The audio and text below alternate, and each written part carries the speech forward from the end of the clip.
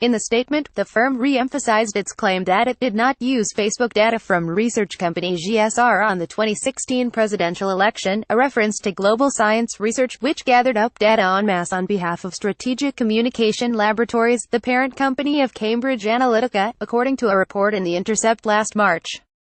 Cambridge Analytica's statement said the Trump campaign hired it in June 2016, and from August onwards, its data team used Republican National Committee voter files, polling, the Trump campaign itself, voting returns released by states, and consumer data available from commercial brokers. The statement said Cambridge Analytica did not have the opportunity to get into personality models, relied on audience segments that Facebook and other online platforms make available to all advertisers, and did not use bots.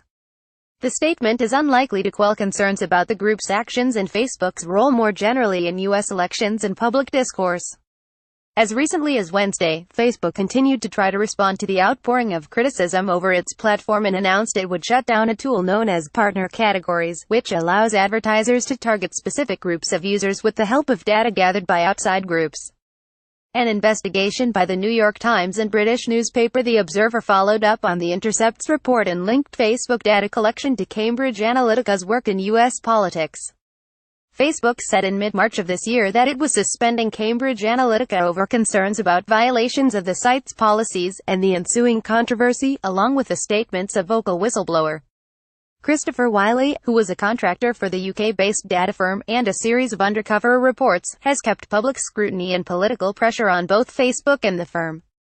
Cambridge Analytica initially said in response to the accusation it had violated Facebook's data policies that it had contracted with Global Science Research to undertake a large-scale research project in the United States, obtaining data and seeking the informed consent of each respondent.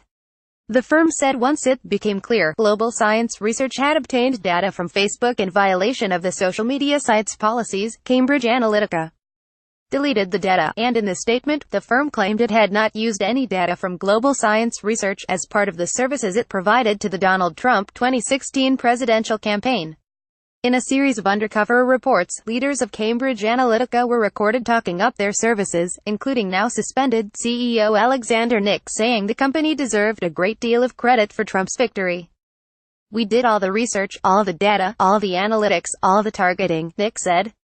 "We ran all the digital campaign, the television campaign, and our data informed all the strategy." In its statement Thursday, Cambridge Analytica downplayed its impact on the election result. "Elections are won or lost by candidates, not data science," the statement read. "Data is important in modern campaigns for deciding how to allocate resources and for making advertising more efficient, but of course the candidate and their message ultimately needs to connect with the electorate." CNN's Donnie O'Sullivan and Sophie Tatum contributed to this report.